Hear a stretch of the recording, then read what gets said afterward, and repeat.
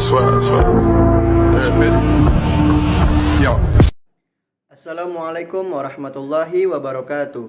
Perkenalkan, nama saya Muhammad Haris Bilu Ramadan dengan NIM 2011352, kelas HSB semester 5, jurusan Hukum Ekonomi Syariah. Di sini saya akan memaparkan atau menjelaskan tentang CV untuk menyelesaikan tugas ujian tengah semester Hukum Bisnis dengan dosen pengampu Budian Febriani MESY. Baiklah, langsung saja ke materi berikut ini. Saya akan menjelaskan pengertian CV. CV yang kita bahas kali ini bukan kurikulum vintage, namun Commoditieer Vennootschap yang diambil dari bahasa Belanda. CV adalah salah satu bentuk badan usaha yang dibentuk oleh dua orang atau lebih yang kemudian mempercayakan modal yang dimiliki kepada dua orang atau lebih. Hal itu dilakukan untuk menjalankan perusahaan tersebut sekaligus dipercaya untuk memimpin perusahaan. Tujuannya agar tercapainya cita-cita bersama dengan tingkat keterlibatan masing-masing anggotanya berbeda. CV dibentuk agar sebuah badan usaha dapat menjalankan aktivitas bisnisnya dengan resmi dan legal sesuai hukum, karena CV pada umumnya didirikan dengan akta dan didaftarkan melalui notaris sehingga mempunyai payung hukum. Dalam perjalanan bisnis, seringkali kerjasama dengan pihak lain, terutama perusahaan atau instansi besar dan resmi, mensyaratkan adanya badan usaha yang legal menurut hukum, misalnya untuk mengikuti tender dari instansi pemerintahan atau perusahaan swasta. Perusahaan-perusahaan yang diperbolehkan mengikuti tender tersebut adalah perusahaan yang berbentuk CV atau PT. Hal ini bukan tanpa sebab. Bekerja sama dengan perusahaan yang legal dan resmi sesuai hukum memberikan jaminan keamanan yang lebih tinggi dibanding bekerja sama dengan usaha yang belum terdaftar secara hukum. Terlebih di dalam kerjasama tersebut ada transaksi yang nilainya besar. Baiklah, saya akan menjelaskan ciri-ciri CV. Ciri-ciri CV yaitu 1. Memiliki pendiri 2 orang atau lebih. 2. Terdiri dari 2 sekutu, yakni sekutu aktif dan sekutu pasif. 3. Sekutu aktif mengelola perusahaan. 4. Sekutu pasif menanamkan modal. 5.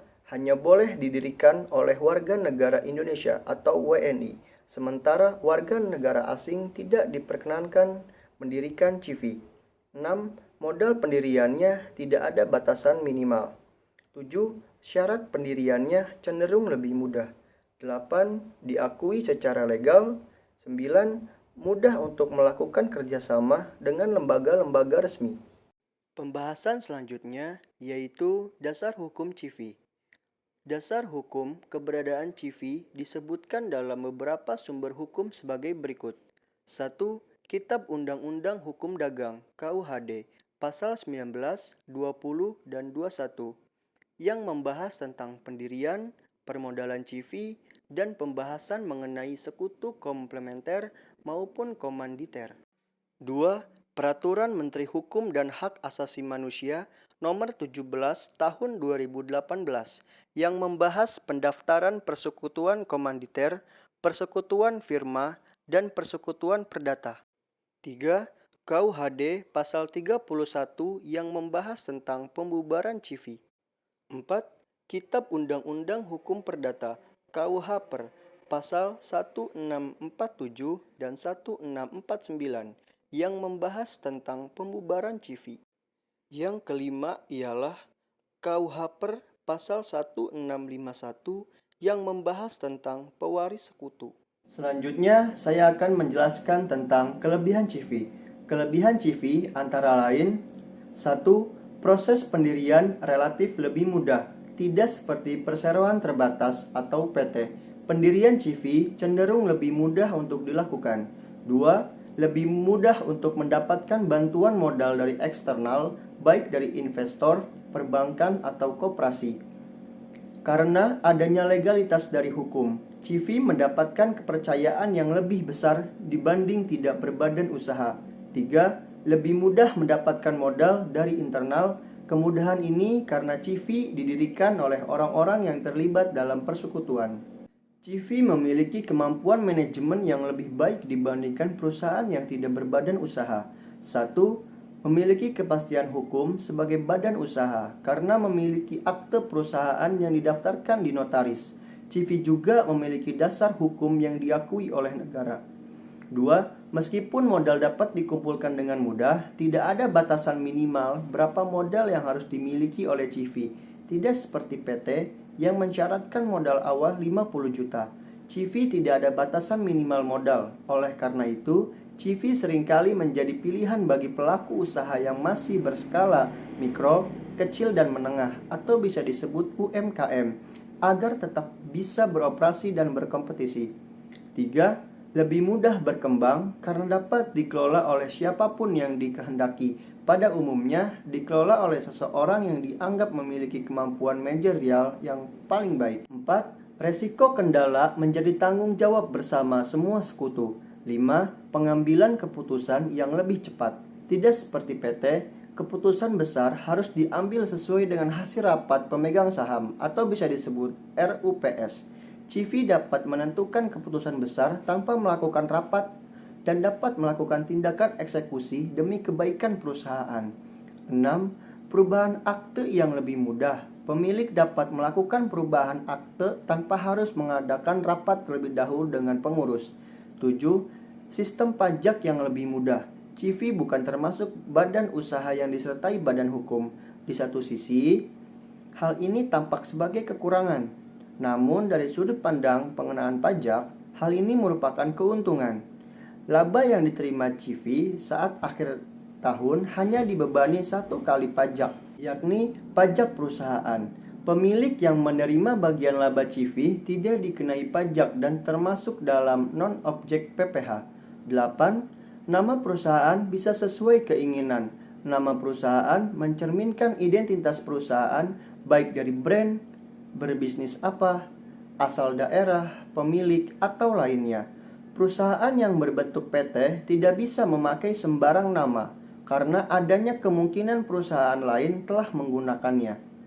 Hal ini tidak berlaku untuk Civi.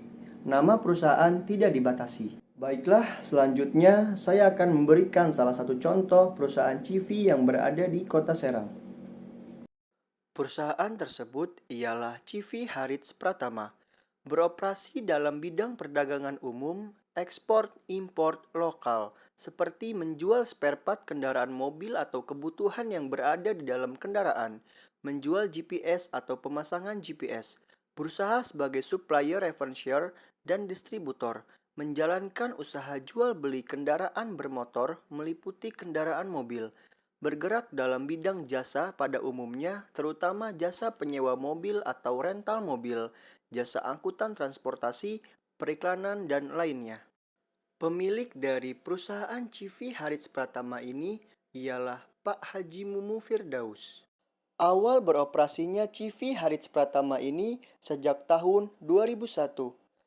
Berawal dari perusahaan kecil, berkat atas kegigihan dan kerja kerasnya, maka pada tahun 2009, perusahaan ini mengajukan dan ditetapkan sebagai perusahaan Civi pada tanggal 29 Januari 2009 di salah satu notaris yang berada di Kota Serang.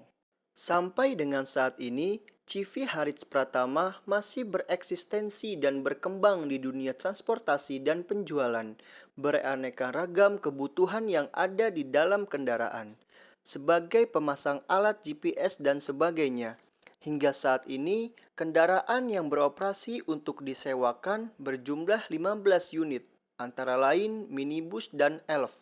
Sistem rental mobilnya yaitu lepas kunci maupun dengan driver. Persyaratan lepas kunci di Civi Harits Pratama ini yaitu kartu identitas si penyewa, foto si penyewa, dan ada surat bukti tertulisnya. Karena untuk menghindari hal-hal yang tidak diinginkan dan selalu mengedepankan keamanan. Seiring berjalannya waktu dan perkembangan teknologi yang semakin pesat, maka terdapat dampak positifnya dalam perusahaan ini, mengedepankan sistem elektronik untuk mendapatkan konsumen baru, dan segala macam periklanan di sosial media menjadi hal keuntungan yang signifikan. Adapun terdapat hal negatifnya, yaitu banyak penipuan hingga unit tersebut dibawa kabur, digadaikan, bahkan dijual oleh pelaku. Maka pentingnya identitas dan tanda tangan serah terima menjadi hal kunci penting dalam melakukan transaksi rental mobil. Baiklah, mungkin hanya itu yang bisa saya sampaikan. Kurang lebihnya mohon maaf. Wallahu waffiq ila aqwamit thoriq. Wassalamualaikum warahmatullahi wabarakatuh.